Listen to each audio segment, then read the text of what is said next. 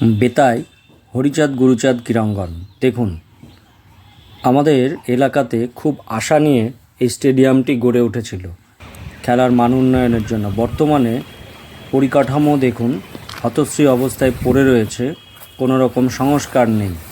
এই যে আগাছা সব হয়ে গিয়েছে, সুন্দর সুন্দর গাছ ছিল এখানে আগে, কিন্তু এখন আর নেই। এই স্টেডিয়ামটি যাদের দায়িত্ব ছিল পরিকাঠামো দেখভালে, তারা নাকি বকেয়া টাকা পয়সা পায়নি ইত্যাদি ইত্যাদি, তারা চলে গিয়েছে। নতুন করে টেন্ডার ডেকেও কোনো লাভ হয়নি। দেখুন, ঘাস নেই বলতে গেলেই চলে, সবুজ ঘাসের অভাব রয়েছে, ঘাস মরে গিয়েছে।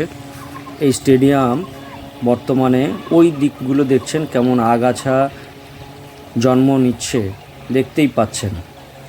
এখানে তবুও অ্যাডিশনাল এসপির নেতৃত্বে কিছু কাজ হয়েছে।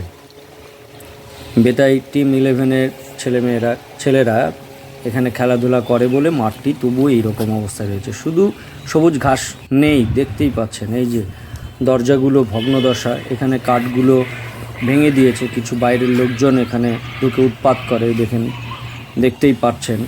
এই যে আগাছা নোংরা অবস্থায় পড়ে রয়েছে, এগুলো কাটবার দেখভালের কোনো লোকজন কিচ্ছু নেই। আমি দেখাবো আপনাদের, এই দেখুন, এই ঘাসগুলো পরিচর্যা করার কোনো লোকজন নেই। ইতিউতি নোংরা সব পড়ে রয়েছে। সজলধারা প্রকল্পর জল বন্ধ, ট্যাপগুলো ভাঙা অবস্থায় পড়ে রয়েছে, পুরোপুরি ঝোপঝাড়ের দখলে চলে গিয়েছে। দেখুন পানের জলের অবস্থা, এখানে পুরোটাই নোংরা। এই যে ছড়িয়ে ছিটিয়ে পড়ে রয়েছে প্লাস্টিক প্যাকেট, আপনার গ্লাস, সমস্ত কিছু। আগে খুব সুন্দর পরিবেশ ছিল, কিন্তু সেই পরিবেশ উধাও। এই যে গাছগুলো দেখছেন, পাতাবাহার গাছগুলো প্রায় মরে গিয়েছে জলের অভাবে, ঘাস নিয়ে আগাছা জন্ম নিচ্ছে।